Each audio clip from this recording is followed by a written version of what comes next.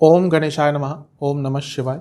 मैं निखिल ज्योतिष आचार्य आप सभी का मेरे चैनल पे पुनः स्वागत करता हूँ। आशा करता हूँ आप सभी स्वस्थ होंगे। महादेव की कृपा आप सभी पर सदैव बनी रहे।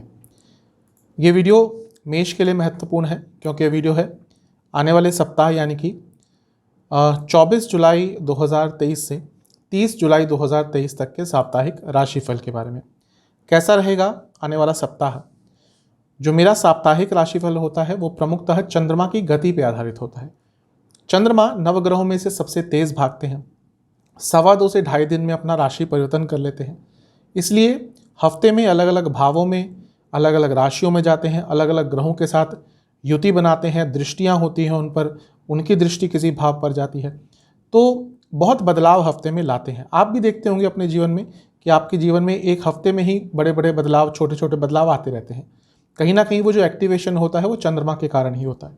तो इस वीडियो में इसी चीज़ को आधार मानते हुए हम बातें करेंगे। कहाँ से देखें राशिफल। देखिए, टेक्निकली लग्न राशि से और चंद्र राशि से अलग अलग राशिफल नहीं बन सकते।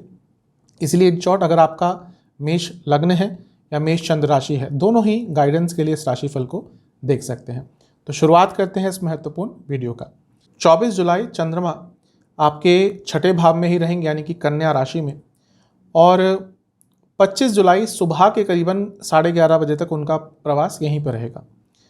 अब छठे भाव के जो चंद्रमा होते हैं वो थोड़ा सा व्यक्ति को परेशान करते हैं मानसिक स्तर पर। आप ओवर थिंकिंग करेंगे, आप व्यर्थ की चिंताएं से ग्रसित रहेंगे।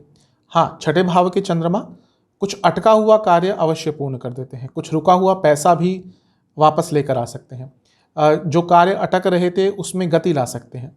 लेकिन चंद्रमा मन के कारक हैं, इसलिए जब भी छठे भाव में आते हैं मानसिक स्थिति में थोड़े बदलाव आते हैं, नकारात्मक बदलाव आते हैं।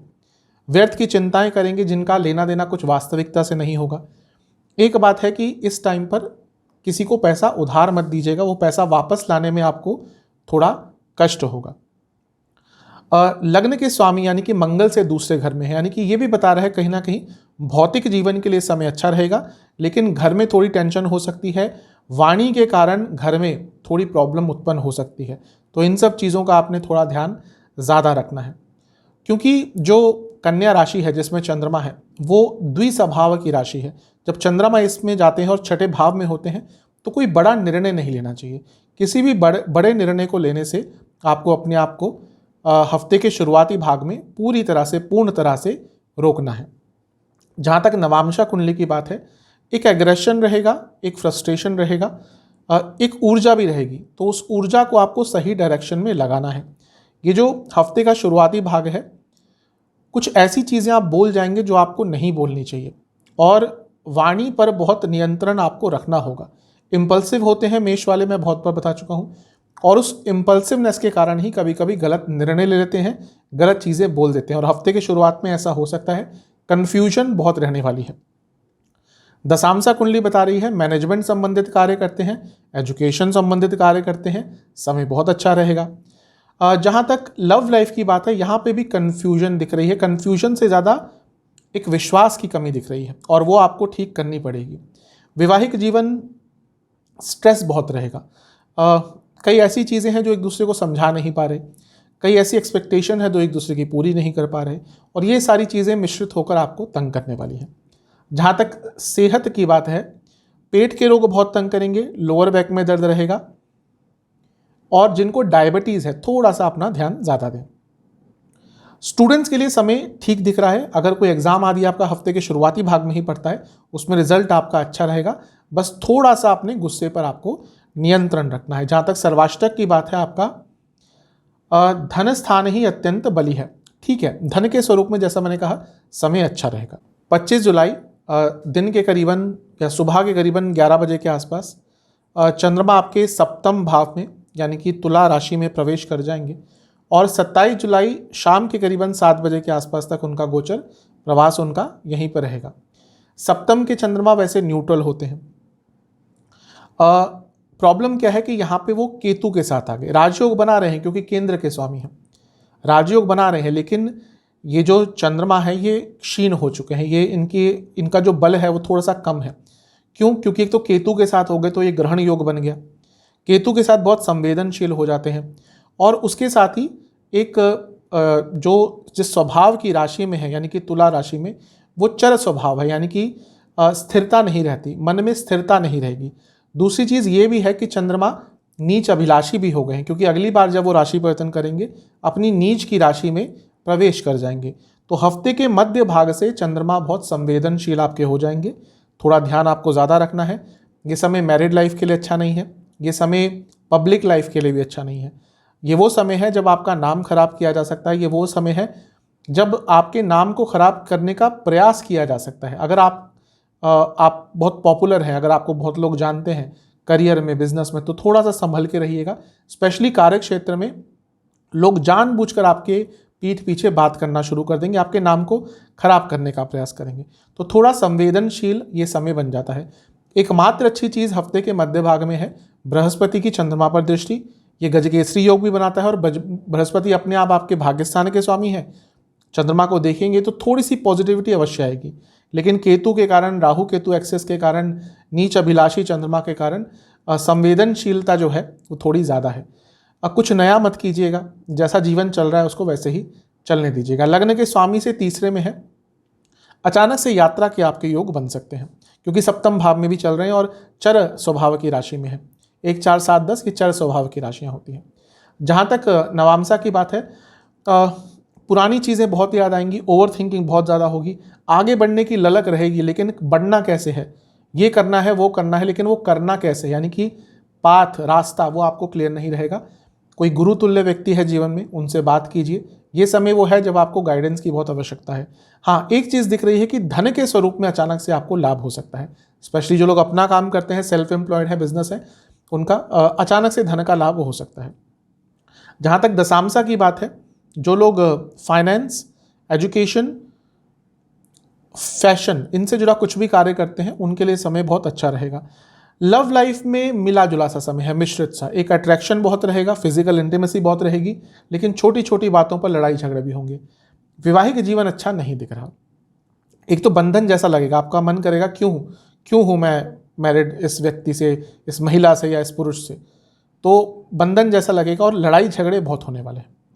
जहाँ तक सेहत की बात है, गले की प्रॉब्लम तंग करेगी, नसों की प्रॉब्लम तंग करेगी, सर से संबंधित प्रॉब्लम तंग कर सकती है।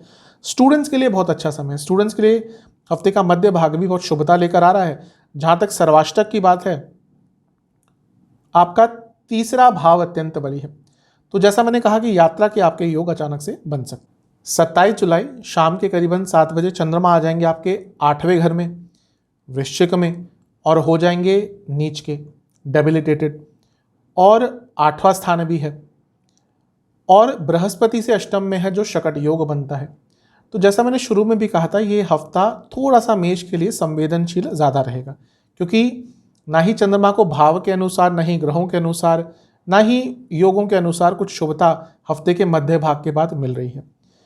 अब अष्टम के चंद्रमा अनिश्चितता देते हैं, स्थिरता की कमी देते हैं, और डार्कनेस, अष्टम भाव अंधकार का है, अष्टम भाव डार्कनेस वाला है। बहुत पॉजिटिव एस्पेक्ट भी होते हैं अष्टम भाव के, लेकिन चंद्रमा का अष्टम भाव में जाना व्यक्ति को पीड़ित करता है मानसिक तौर पर। अगर ऑलरेडी आपको कोई मानसिक विकार है, डिप्रेशन है, एंग्जाइटी है, ओसीडी है, कुछ भी ऐसा है, तो ये समय आपके लिए और भी कष्टकारी जाएगा। कोई भी बड़ा निर्णय मत लीजिएगा, घर में तू मैं मत कीजिएगा। वैवाहिक जीवन में भी आपको थोड़ी शांति बना कर रखनी है। ये वो समय है जब जितना कम बोलेंगे, जितना सरल अपने जीवन को रखेंगे, उतना अच्छा रहेगा। शकट योग बन रहा है बृहस्पति के कारण, यानी कि चीज़ें डिले होंगी। तो कुछ डिले हो रहा है तो समझ जाइएगा कि योग बना हुआ है, उसके कारण अपने आप को फ्रस्ट्रेट करने की कोई आवश्यकता नहीं है। एक अच्छी चीज़ है कि मंगल की दृष्टि है, मंगल लग्न के स्वामी है, और जिस राशि में चंद्रमा बैठे हैं वो मंगल की अपनी राशि है, तो यहाँ से मंगल प्रोटेक्शन अवश्य देंगे, लेकिन फिर भी समय जो है वो संवेदनशील है, कुछ भी अलग आपको नहीं करना। नवामसा के हिसाब से मानसिक वेदना दिख रही है। ये वो समय है जब रिग्रेट की फीलिंग बहुत रहेगी। होता है कभी कभी हम बैठे होते हैं, खाली पुरानी बातें याद आ जाती है, वो ऐसा हो गया, वो चीज़ वैसी हो गई, ये वही भाव रहेगा आपके अंदर, रिग्रेट की फीलिंग बहुत रहेगी, ग्लानि की भावना से भर जाएंगे। तो थोड़ा सा अपनी मानसिक सेहत का आपको ध्यान देना है। डाइवर्जन कीजिएगा, कुछ ऐसी चीज़ कीजिएगा जो नॉर्मल से हटकर हो। अगर आपको कोई हॉबी है आपकी, म्यूज़िक है, खाना बनाना है, कुछ वो चीज़ में अपने आप को लिप्त रखिएगा हफ्ते के अंतिम भाग में। दशांशा के हिसाब से यदि आप रियल एस्टेट से जुड़ा कुछ कार्य करते हैं या फिर इंपोर्ट एक्सपोर्ट का कार्य है आपका, तो समय आपका ठीक जाएगा। जहाँ तक लव लाइफ की बात है, मिला जुला सा है। शुरुआत में थोड़े झगड़े होंगे, फिर चीज़ें ठीक हो जाएंगी। सपोर्ट बल्कि आपको आपके पार्टनर का मिलेगा और आप भी सपोर्टिव रहेंगे। वैवाहिक जीवन बहुत अच्छा नहीं दिख रहा। जैसे मैंने रिग्रेट वाली बात करी, ये वो समय है जब ऑलरेडी अगर मैरिड लाइफ में प्रॉब्लम चल रही है, आप अपनी मैरिड लाइफ को लेकर भी रिग्रेट करेंगे। आप ये सोचेंगे कि इतने साल हो गए फिर भी एक वैवाहिक जीवन का जो सुख होता है वो मुझे प्राप्त नहीं हुआ। स्पेशली उनके लिए कह रहा हूँ जिनकी ऑलरेडी दशांतर दशा ऐसी चल रही है, यानी कि शादी में थोड़ी प्रॉब्लम, मैरिड लाइफ में थोड़ी प्रॉब्लम्स आ रही हैं। जहाँ तक सेहत की बात है, डायबिटीज़ जिनको है अभी भी आपको ध्यान देना है। हार्मोनल प्रॉब्लम्स बढ़ सकती हैं और वाटर रिटेंशन की प्रॉब्लम भी तंग करेगी। जहाँ तक स्टूडेंट्स की बात है, समय बहुत अच्छा है आपका, अथॉरिटी में दिख रहे हैं, कंट्रोल में दिख रहे हैं अपने। कोई एग्ज़ाम यदि आपका है तो अच्छा करेंगे, बस मल्टीटास्किंग से बचिएगा। सर्वाष्टक के हिसाब से आपका फिर से तीसरा भाव अत्यंत बली है। थोड़ा कम्युनिकेट कीजिएगा हफ्ते के अंतिम भाग में, किसी से बातचीत कीजिएगा जो आपकी बातों को समझे। उपाय के स्वरूप में आपको बजरंग बली को 4 सरसों के तेल के दिए अर्पण करने हैं और बजरंग बली की एक बार आरती करनी है और उनको घर में बने हलवे का भोग लगाना है। आशा करता हूँ कि ये साप्ताहिक राशिफल आपके काम आएगा। चैनल पे यदि आप नए हैं तो सब्सक्राइब कर लीजिए और वीडियो को लाइक कर लीजिए। मिलता हूँ आप सभी से अगली वीडियो में, तब तक के लिए ओम नमः।